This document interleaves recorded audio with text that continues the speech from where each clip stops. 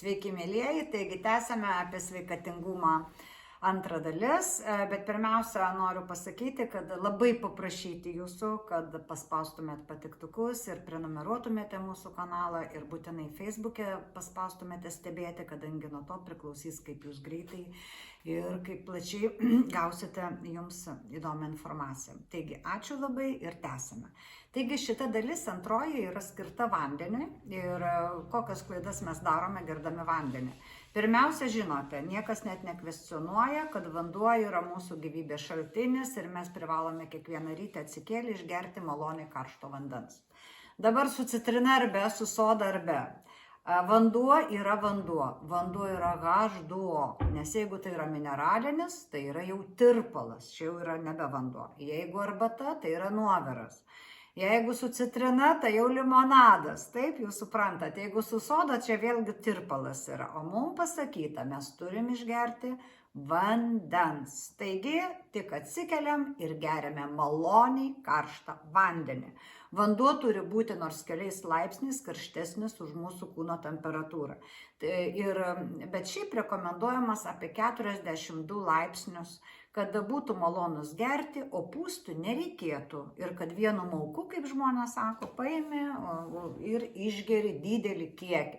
Pavyzdžiui, aš išgeriu ryte kažkur 350 gramų puodelį, tokį didelį turiu nusipirkus ir va čia mano yra tokia mierka, mato vienetas ir aš tą puodelį išgeriu, maloniai karštą vandens. Nes tokiu būdu toksinai nusiplauna, pasimaitina organizmas ir sušildomas iš vidaus.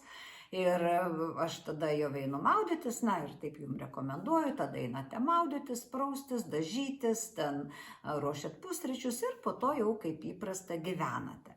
Dabar yra labai didelė klaida, kai žmonės geria šaltą vandenį, buteliukose nešiojasi net žiemą ir geria jogų principų. Tai tie jogeliai, neužmirškime, kad yra iš Indijos. Tai apie kokią mes gerimą tą vandens lašeliniu būdu galim kalbėti, tuo labiau šalto vandens, kuris mus džiovina, šaldo, nes vandens funkcija yra vėsinti organizmą. Todėl, kai būna karšta, mes turime labai daug gerti. Taip, netgi jeigu temperatūra užkyla, mums irgi rekomenduoja daug gerti. Jeigu mes esame tropikos, išvažiuojam atostogų, mums rekomenduoja daug gerti, kadangi turi būti prakaitavimas ir turi būti papildymas vandens, kad mes ir per odą toksinus išmetam ir kad nebūtų dehidratacijos, nes vanduo tai yra visako pagrindas, mesgi 80% esame sudaryti iš vandens. Taigi, vanduo geriamas tik karštas maloniai ir nesvarbu, ar tai yra labai ypatingai Lietuvoje žiemą. Vasarą dar gali būti kambario temperatūros, bet jau tik tai ne žiemą, kai iš rankenuko ištraukiamas, kai laukia minus 1 ar tai 0 ir tas rankenukas gali jau pusvalandį ar valandą kabo ant peties, kaip pavyzdžiui sporto salėje yra baisus dalykas ir jie gurkšnoja vandenį. Pagal taisyklės taip negalima daryti. Tu atsigeri prieš sportą, atsportuoji, 2 valandas negeri ir nevalgai ir tada jau gausiai normaliai atsigeri. Kaip Lietuvoje, aš nekalbu apie rytus. Nors mes žinome, tarp kitko ir rytiečiai ir Ramadaną turi, taip, musulmonai, tai jie įsivaizduokit dykumoje prie tokio karščio gyvena visą dieną ir nuo saulės patekėjimo iki nusileidimo negeria nei lašo vandens. Ir tai vadinasi sausas pasnikas, nes tokiu būdu, reiškia, organizmas visus toksinus sugraibo ir toks pasnikas yra žymiai efektyvesnis negu, pavyzdžiui, su vandeniu.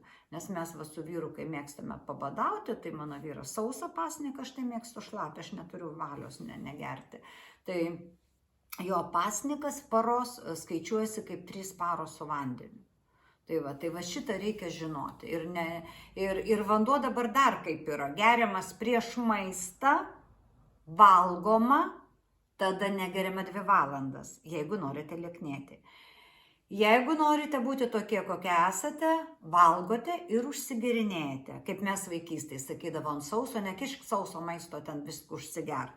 Jeigu norite pariebėti, sustorėti, nes yra tikrai tokių žmonių, kuriem labai sunku priaugti svorio, tai tada gausiai atsigerkite. Aišku, geriausia maloniai karšto vandens, bet jeigu norite tikrai jau bėdelė yra, tai būtinai šalto, nes nuo šalto vandens gali storėti vien tik nuo vandens. Taigi, gausiai atsigerkite, pavalgę, jeigu norite pastorėti. Tai tokia šiandien laidelė apie vandenį ir dar kartą labai prašau mus palaikyti ir gerti mūsų gyvybės šaltinį, vandenį, kuris turi būti apie 42 ir daugiau temperatūros. Myliu, ate.